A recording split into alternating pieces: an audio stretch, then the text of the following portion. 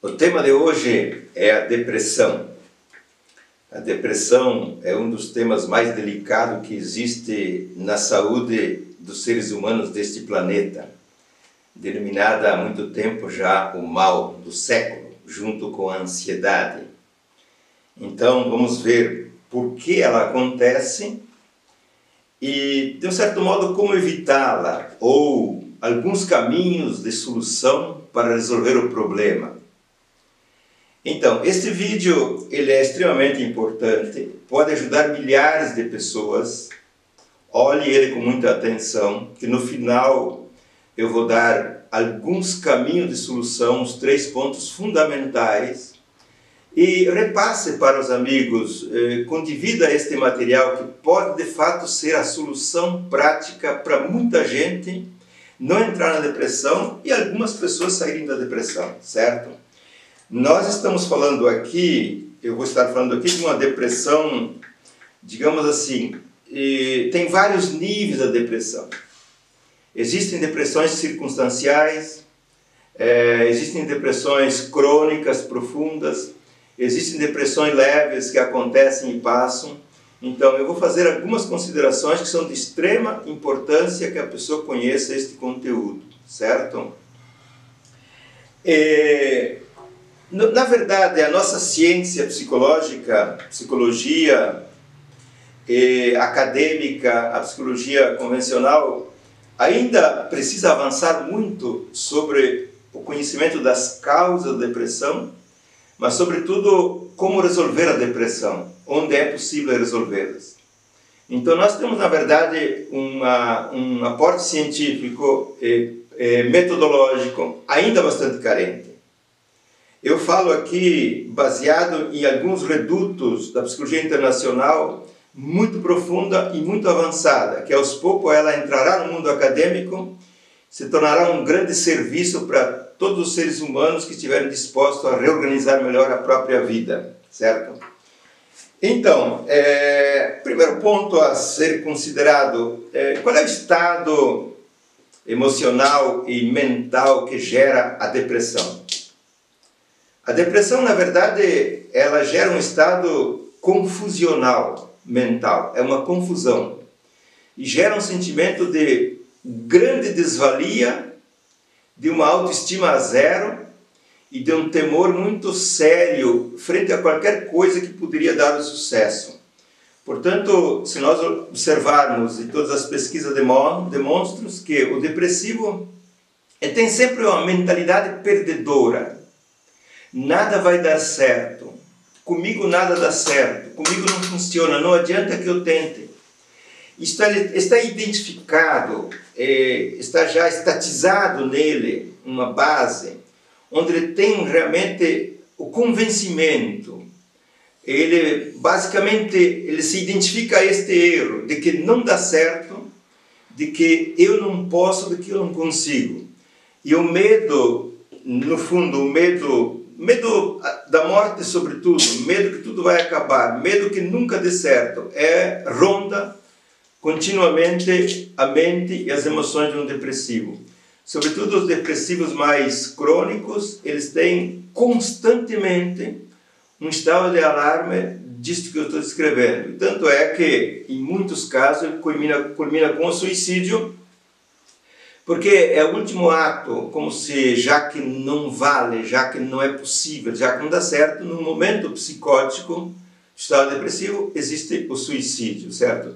Então, esse estado que eu estou descrevendo aqui é um estado que ataca, sobretudo, os acometidos gravemente da depressão, mas ataca qualquer pessoa que entre circunstancialmente em depressão. Ele entra imediatamente no estado de impossível, de não posso, de não dá certo, que comigo não funciona. E por trás disso vem sempre um sentimento de culpa misturado sempre com um grande medo, e o medo pontual de que a minha vida está prestes a desmoronar em todos os sentidos. Qual é a dificuldade que se encontra com o elemento depressivo? Ele não reage. Ele realmente não sente o mínimo de vontade, o mínimo de desejo de entrar em campo. Portanto, a tendência dele é encolher-se, é recolher-se, é anular-se, é fugir do mundo. E quanto mais ele foge, mais o quadro se agrava, certo? Então esses são alguns dados de como... Imagine, por exemplo, um empresário que está bem e que os negócios vão bem e que, por exemplo, o mercado com seus altos e baixos, mas ele está favorável e ele entra num momento de depressão. Quando ele entra nessa depressão, todos os negócios são obscuros, todas as possibilidades não existem, todas as problemáticas cruciais vêm à mente e vêm à tona. Quer dizer, há uma seleção automática interna que descaracteriza qualquer projeto vencedor, não enxerga, inclusive, e não vê, não percebe a vitória nesse projeto, e começa, na verdade, a elencar e selecionar e vivenciar tudo aquilo que é perda. Então ele acaba sendo seletivo nas perdas, onde elas são elegidas como substanciais, e tudo que é vencedor, positivo, ele perde quase todo o volume. Não só para o empresário, isso vale para um profissional, vale para qualquer campo de ação profissional e também relacional, certo? Então, o estado de depressão, se ele é circunstancial, momentâneo ou permanente, ele é realmente um corte do sucesso, um corte da possibilidade da vitória. Não é que é real, mas a pessoa corta e vive como se fosse tal e, portanto, constitui essa realidade aos poucos como verdadeira. Porque, no fundo, eu me torno por aquilo que eu penso, certo? E outro ponto que eu quero abordar aqui, que é pouco tratado. É importante dar-se conta qual é o estado emocional e mental que vivem as pessoas que convivem com os depressivos. Às vezes por força de uma situação familiar, ou mesmo por força de uma situação profissional, o enfermeiro, o médico e outros atendentes. Mas sobretudo as pessoas que circundam o depressivo no mundo de trabalho ou no mundo privado, familiar, pessoal. Os mesmos sintomas, em escala diferente, que o depressivo vive, eles passam a ser vividos pelas pessoas que o circundam. Então é muito interessante observar que pessoas que convivem constantemente com situações depressivas, eles passam a ter ideias perdedoras, temores, inseguranças e percepção de que as coisas não dão certo. Eu me recordo de um momento de uma experiência minha muito aguda. Eu fiz um estágio longo dentro de um hospital que tratava das doenças leucêmicas. Um estágio de quase 2 anos, voluntário. Eu queria estudar e pesquisar. E eu convivia continuamente com os familiares e com os doentes, diariamente. Num certo momento, eu me encontro com o medo da morte terrível. Me encontro assaltado de uma insegurança e de um medo que tudo vai desmoronar. Cheguei aí ao médico. O médico disse que não existia absolutamente nada. Depois, como eu já estudava esse universo que eu falo hoje, me retirei um pouco de cena e o sentimento passou. Então, o depressivo não é que ele seja um problema e uma dor somente para ele. Sem querer e sem saber, e isso não se controla de um certo modo, se espalha, é uma expansão de uma informação, de uma comunicação, de um mundo emocional que ele pode realmente atacar pessoas que estão por perto. E isso é muito sério e muito importante. Portanto, para tudo isso existem saídas, existem alternativas. Vamos ver no final do nosso vídeo algumas alternativas. Um outro ponto importante que eu quero salientar aqui é por que acontece a depressão em muitas pessoas e não em outras.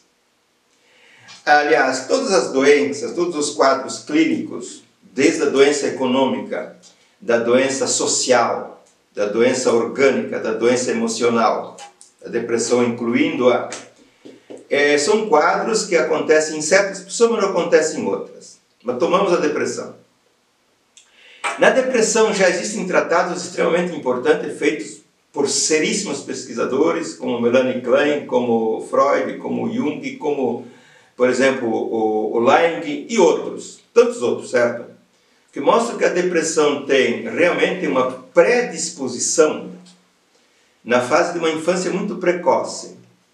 onde é organizada uma base que predispõe não geneticamente somente, mas predispõe psiquicamente, quase que fosse uma herança ambiental, uma herança psíquica que vem desde quando a criança está no útero materno e que ela se instaura como uma propensão, a predisposição a ir por esse caminho.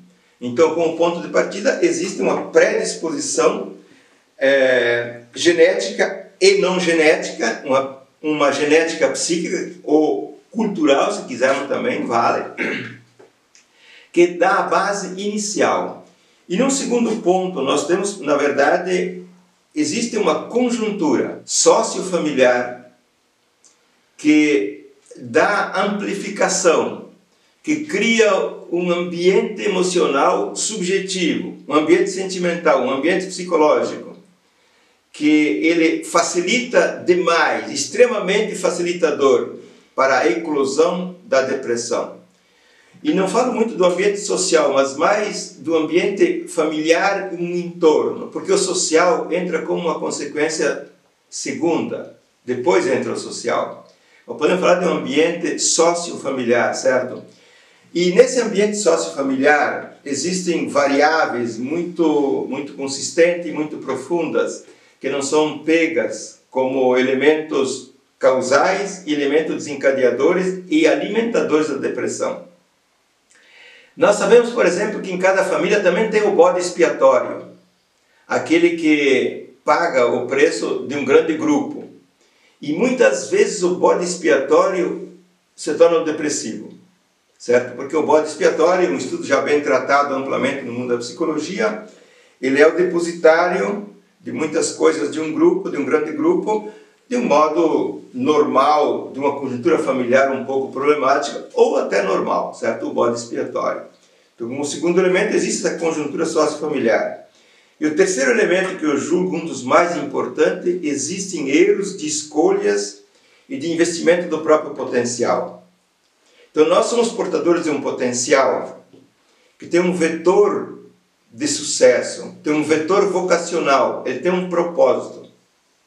O nosso potencial, a nossa reserva de combustível, tem um vetor que tem um propósito de realizar-se de um modo X. Então, erros de escolhas substanciais que a pessoa faz por falta de conhecimento, por preguiças crônicas, por superficialidade, por tantos fatores, certo? Se erra a escolha do campo de operação.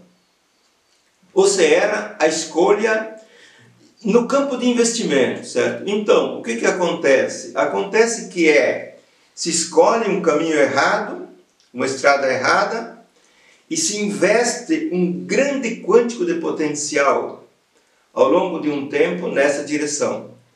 Ora, esse potencial, assim como eu falei no outro vídeo sobre a ansiedade, não sendo canalizado de um modo que o meu íntimo faz festa e se satisfaz e entra em força e em segurança, sendo investido de um modo errado, um dos elementos fundamentais que pode acontecer é a depressão, certo?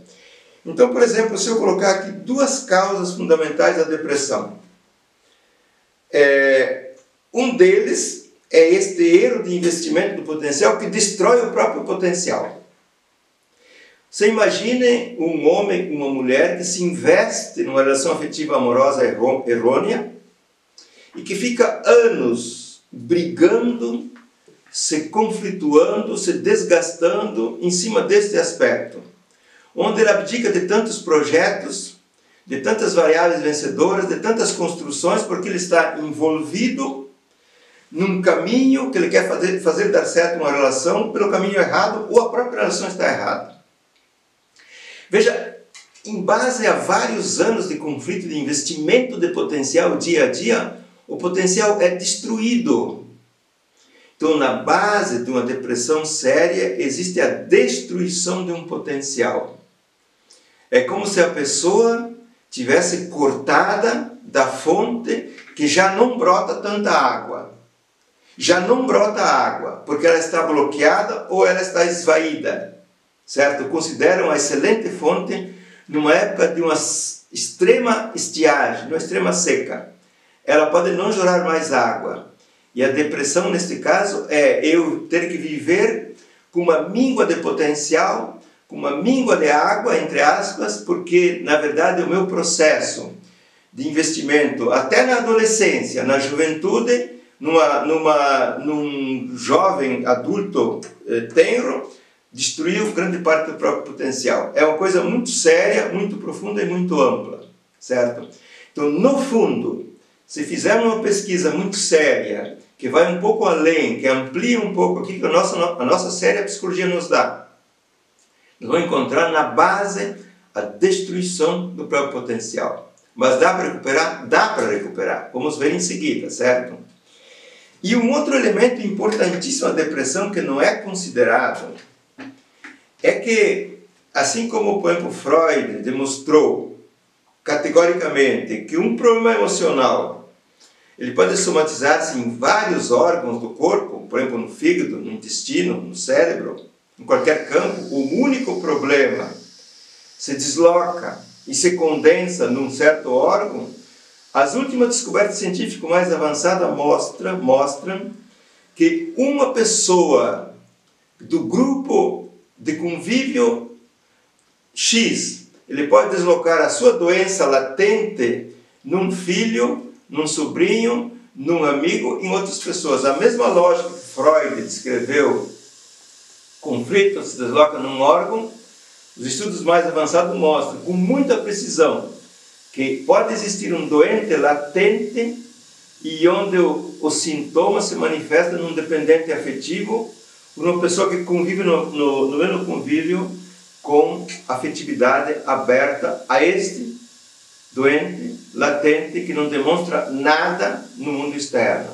Portanto, o segundo ângulo da causa da depressão e que precisa ser esclarecido em profundidade, que pode haver um parasitismo em relações onde é depredada a energia vital do dependente, é sugada, de um certo modo vampirizada, por uma relação simbiótica onde existe um adulto ou um estruturado latente que tem a sua doença oculta, mas que ele é uma pessoa que funciona no contexto, que ele vai até bem em certas coisas, mas que é dependente total daquele dependente afetivo, certo? Este é um caso muito sério. E esta é uma situação que os novos paradigmas científicos hoje estão tratando com muita seriedade no mundo da psicologia avançada. Então eu coloco essas duas causas: a destruição de um potencial, que pode ser feito por vários caminhos, certo? Tomemos novamente um casamento que a pessoa insiste 10 anos e abdica muitos projetos profissionais e projetos de ambição legítima. E ela pode entrar em depressão. Por quê? Porque destruiu-se uma base de potencial que agora ele não existe mais, certo? E a segunda causa que eu coloquei, que é essa relação parasitária que é muito perigosa. Agora a gente, então, para fechar aqui, alguns aspectos da saída. Eu vou dar 3 pontos aqui que não são mágicos, mas eles podem ajudar muita gente a sair de um problema ou não entrar na depressão, certo? Primeiro fator para não entrar na depressão e sair de depressões mais leves ou circunstanciais: reencontre a tua estrada certa de investimento. Reencontre onde aplicar a tua energia. Tu tem um vetor interno que é vocacional, tu tem um propósito da vida. Você deve abdicar de tantos desperdícios de potenciais colaterais, de tantos investimentos de agressividade ou de emotividade, onde você busca identificar a tua estrada de vocação e de vetor vencedor e busca investir a tua energia que sobrou, o que tu tem ainda no balde, nessa direção. De um modo prático, de um modo simples, de um modo concreto. Que tu começa realmente, não só sair de estágios que rondam como depressivos, e tu começa a construir uma base de segurança interna e de sucesso que você não faz ideia. Porque o bem se alimenta da ação positiva.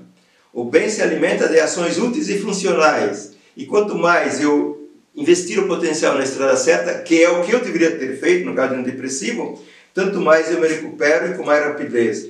A única maneira de tentar tirar um depressivo do seu quadro é colocá-lo nas ações positivas que ele possa enfrentar, certo? Para isso temos que ajudar, temos que dar apoio. Mas se ele não fizer essa passagem, o consumismo mental e emocional, que não cessa um segundo, o destrói. O segundo ponto, como saída, como solução, que eu disse agora, é realmente entrar nas ações úteis e prazerosas possíveis, certo? Porque vamos falar de um depressivo que não seja crônico. Se você tem um traço de depressão, mas que tem ainda um grau de lucidez, saiba que você deve assumir a tarefa de entrar em campo. Não adianta dizer que não dá, que não serve, que eu não posso. Você tem que ter a consciência, dizer sim, eu sinto que não dá, sinto que não posso, mas deixa eu fazer. Vou entrar em campo, vou tomar banho, vou me vestir, vou me colocar bonito, vou me perfumar e vou fazer o quê? As coisas básicas que eu posso fazer. Pode ser na casa, pode ser na alimentação, pode ser em qualquer coisa, mas entre em ação. A ociosidade, o vazio é o pior veneno que existe. Então, o segundo ponto é entrar em campo, em ações úteis, funcionais e prazerosas, dentro daquilo que me é possível. E ao fazer esta passagem, ao fazer esse investimento, ao fazer essas ações, eu começo a recuperar o prazer, a sensação interna de força, minimamente de segurança e ausência de medo.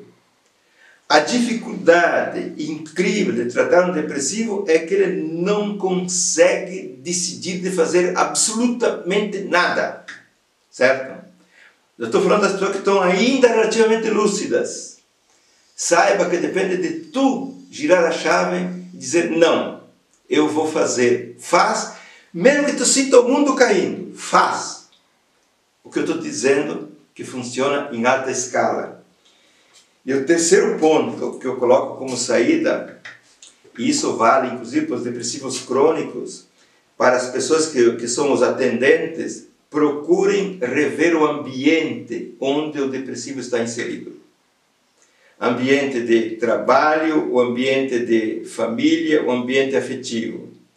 Porque há situações aqui muito agudas, não só que desencadeiam a depressão, como alimentam a depressão. Então a depressão, no fundo, ela é feita de um conjunto de elementos, onde um certo ambiente impossibilita haver a recuperação total de um depressivo. Mesmo depressivo crônico, se nós pudéssemos fazer um estudo de um ambiente novo para ele ser inserido, com alguns atendentes bem avisados, em poucos meses ele sai da depressão sem dúvida. E eu tenho a experiência que trabalhei dentro de um hospital psiquiátrico, de um modo muito sério, onde se pegava os doentes crônicos, até catatônicos, certo? E em 2, 3 meses eles saíam do quadro e entravam num bem-estar, certo?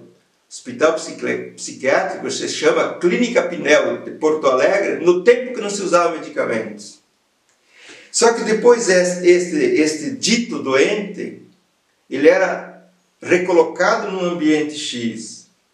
E o ambiente refaz o problema. Ninguém é maldoso no ambiente. O ambiente é feito de crenças, de valores, de circunstância, de ideologia, que não é funcional à vida. Então, como último ponto de saída, se deve revisar o ambiente onde estou inserido, devo revisar relações e devo reequacionar o jogo. Vale para evitar a depressão, vale para ser de depressões leves, vale para ser de depressões mais concretas e vale para os crônicos, certo? Então este vídeo, esta aula, videoaula, se você quiser ajudar milhares de pessoas, repasse, que ao menos tenham um questionamento sério. Discutam esse assunto entre vocês e me chamem, me cobrem a conta para nós aprofundarmos o conteúdo e para que eu possa, de repente, ir na tua cidade, dar uma palestra, certo? inclusive gratuita se for o caso, porque eu quero ajudar pessoas a serem mais.